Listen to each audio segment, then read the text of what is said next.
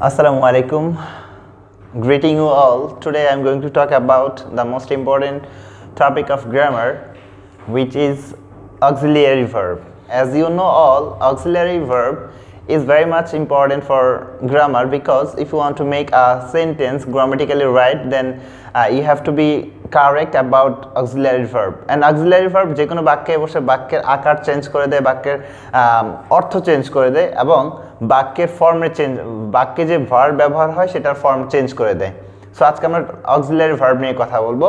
Auxiliary ভার্বগুলো একটু আমি লিখে নেই। অক্সিলারি ভার্ব মূলত দুই প্রকার, কিন্তু আমরা সহজ করে বলবো চার প্রকার। Number 1 do verb, number 2 be verb, number 3 have verb, number 4 modal verb. So যেটা আমি বলেছিলাম অক্সিলারি ভার্ব দুই প্রকার, সেই দুই প্রকারগুলো কোনগুলো? এই যে এই তিনটা একসাথে মিলে এক প্রকার আর এটা হলো আরেক প্রকার। সো এই দুইটা হলো, এই হলো অক্সিলারি ভার্ব দুই প্রকার। এটাকে বলা হয় প্রাইমারি অক্সিলিয়ারি, প্রাইমারি অক্সিলিয়ারি, আর এটা হলো গিয়ে মডাল অক্সিলিয়ারি। এই হলো দুই প্রকার। তো মূলত আমরা আমাদের সহজ করার জন্য আমরা বলবো অক্সিলারি ভার্ব চার প্রকার। এখন দেখেন আমরা প্রত্যেকটা অক্সিলারি ভার্বের সংক্ষিপ্ত ব্যবহার সম্পর্কে বা অক্সিলারি ভার্ব কোনগুলো সেটা একটু দেখার চেষ্টা করি। সো আমি লিখে নিয়েছি আগেই সংক্ষেপে বা টাইম কনজিউম যেন না হয়। প্রথমে ডু ভার্ব। ডু ভার্ব কোনগুলো? ডু ভার্ব হলো ডু, ডাজ, ডিড। এই দুইটা হলো গিয়ে প্রেজেন্ট টেন্সে বসে আর এটা বসে পাস্ট টেন্সে। সো আমি যেটা বলতে চাচ্ছিলাম সেটা হলো গিয়ে ডু ভার্বের পর অলওয়েজ V1 বা বেস ফর্ম হয়। ভার্বের তিনটা ফর্ম হয় যেটাকে বলা হয় ভার্ব অফ কনজাগেশন। সেটার প্রথম ফর্মটা বা বেস ফর্মটা আমাদের ব্যবহার করতে হবে ডু ভার্বের পরে। যেমন এখানে একটা উদাহরণ আমি লিখে দিয়েছি, did you know the result? Did you, এখানে খেয়াল করেন প্রথমে কি আছে? ডু। ডু এর পরে অবশ্যই কি হবে? ভার্বের প্রেজেন্ট ফর্ম হবে বা V1 হবে। কিন্তু আমাদের অনেকের এটা দেখে মনে হবে আচ্ছা এটা তো পাস্ট ফর্ম, এটাকে পাস্ট ফর্ম করতে হবে। না, এটা এমন করা যাবে না। এটা অ্যান্সার হবে নো, এটা নিউ হবে না। আচ্ছা, তারপরটা দেখেন আই ডোন্ট লাইক ম্যাথ। তো এখানে দেখেন ডু আছে, তাহলে আমার রাইট ফর্মটা কি হবে? V1 বসাতে হবে বা বেস ফর্ম। বেস ফর্মটা কি? লাইক। এটা লাইকড হবে না বা অন্য কোনো ফর্ম হবে না, আইএনজিও হবে না। তারপর দেখেন he doesn't complete the assignment. এটা আমি করবো না, এটা আপনারা আগে ট্রাই করেন যে এখানে অ্যান্সারটা কি হবে।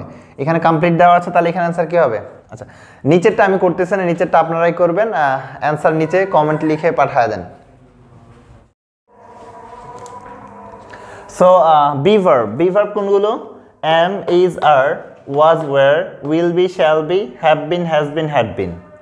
তো মূলত আমাদেরকে প্রশ্ন করলে আমরা বি ভার্ব হিসেবে am, is, are, was, were বলেই থেমে যায়, কিন্তু আসলে মূলত না, বি ভার্ব অনেকগুলোই আছে। বা সেটা আপনি বলতে পারেন সহজে বোঝার জন্য বলতে পারেন, অথবা এটা টেকনিকও বলতে পারেন।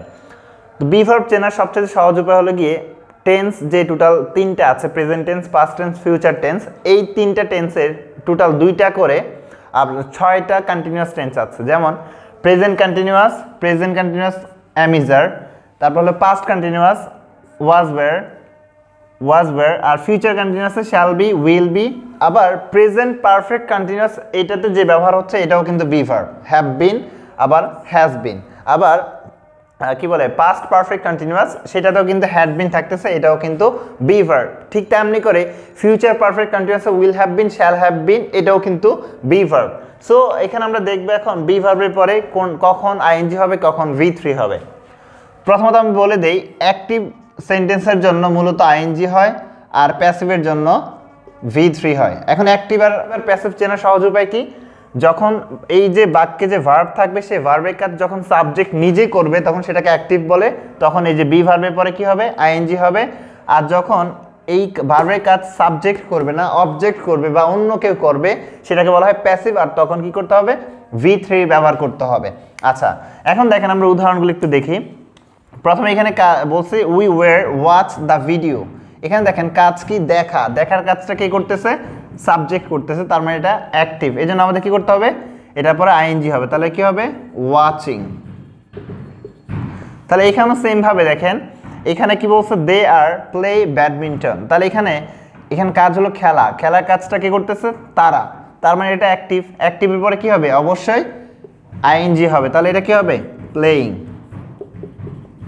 আচ্ছা তারপরটা দেখেন ফুটবল ইজ প্লে, এখন খেয়াল করেন এখানে কাজ কি খেলা, এই কাজটা কি সাবজেক্ট করতেছে, সাবজেক্টকে ফুটবল, তাহলে এখানে খেলার কাজটা কি ফুটবল করতেছে অবশ্যই না, এটা হলো প্যাসিভ, আর প্যাসিভে কি হবে V3 হবে, তাহলে এটা কি হবে প্লেড। আই থিঙ্ক বুঝছেন অ্যাক্টিভ এবং প্যাসিভের মধ্যে পার্থক্য। এখন এই নিচের একটা উদাহরণ দেওয়া আছে, এটা আপনারা নিজেরা ট্রাই করবেন, শুধু আমি বলে দেই এখানে ক্রাই কাদা, কাদার কাজটা কি করতেছে দ্য বেবি, তো সো এটা হবে কি অ্যাক্টিভ, আর অ্যাক্টিভে কি হবে অবশ্যই অ্যান্সার কমেন্টে লিখতে পারেন। Thank you. ওকে সো এখন আমি হ্যাভ ভার্বগুলো লিখে নিলাম। হ্যাভ ভার্ব বলতে কোনগুলো, হ্যাভ ভার্বের পরে অবশ্যই সব সময় কি বসবে V3 বসবে, বা ভার্বে থার্ড ফর্ম অথবা পাস্ট পার্টিসিপাল ফর্ম। সো এখানে হ্যাভ ভার্ব কোনগুলো, হ্যাভ ভার্বগুলো হলো গিয়ে আমরা জানি হ্যাভ, হ্যাজ, হ্যাড এবং উইল হ্যাভ, শ্যাল হ্যাভ, এগুলো কিন্তু হ্যাভ ভার্ব। এখানে একটা সহজে বোঝার একটা উপায় হলো গিয়ে present perfect, past perfect, future পারফেক্টে এই সাহায্যকারী ভার্বগুলো বসে থাকে, এগুলোর পর অলওয়েজ কি বসে V3 বসে। যেমন এখানে বলছে কি উই উইল হ্যাভ, তাহলে হ্যাভ আছে, হ্যাভের পরে কি হবে জয়েন্ট। আচ্ছা তাহলে এখানে ভার্বের V3 কি জয়েন্ট, এটা অনেকে জয়েন্টও লিখতে পারেন যদিও সেটা, আচ্ছা এটাও হতে পারে। এরপর দেখেন সাইমা হ্যাজ কমপ্লিট আছে, কমপ্লিটের থার্ড ফর্ম বসবে কারণ হ্যাজ আছে, হ্যাজের পরে কমপ্লিটের থার্ড ফর্ম কি হবে কমপ্লিটেড। তারপরে 3 নম্বর উদাহরণটা আমি নিজে করব না, এটা আপনাদের জন্য রেখে দিলাম। তাহলে এটা কি আছে হ্যাভ আছে, হ্যাভের পরে কি বসবে এটা আপনারা অবশ্যই আশা করি বুঝছেন এবং কমেন্টে লিখে জানাতে পারেন। সো মডাল ভার্ব, মডাল ভার্বের পরে অবশ্যই ভার্বের বেস ফর্ম বা V1 বসে। তার আগে আমরা একটু দেখে নেই মডাল ভার্বগুলো কোনগুলো।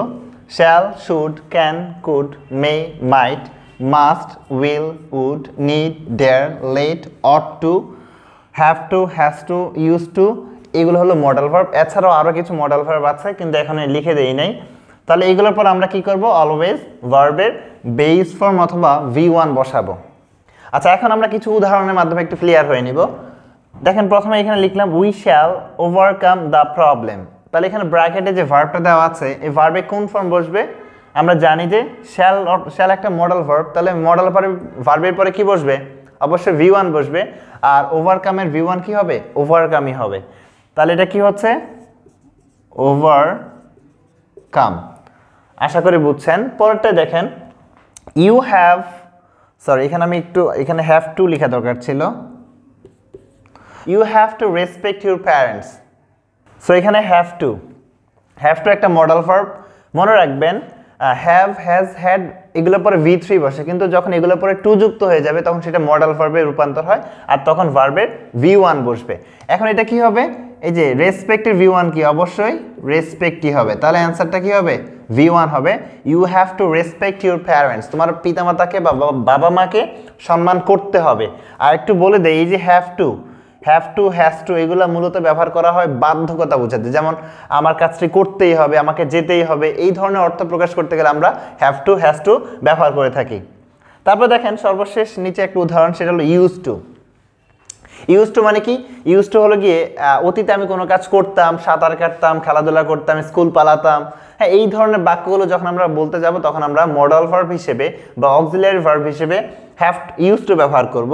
তো ইউজ টু এর পরে কি হবে, যেহেতু এটা মডাল ভার্ব এটার পরও কি হবে V1 বসবে, তাহলে অ্যান্সার কি হবে সুইম, এটা চেঞ্জ হবে না। হ্যাঁ তাহলে এগুলো আমরা মডাল ভার্বের কয়েকটা উদাহরণ দেখে নিলাম, আশা করি আপনারা বুঝছেন। আমি একটা উদাহরণ আপনাদের জন্য দিয়ে দেই, সেটা কি they might, আমি ব্র্যাকেটে একটা ভার্ব দিলাম, সেটা হলো গিয়ে ফলো মাই চ্যানেল।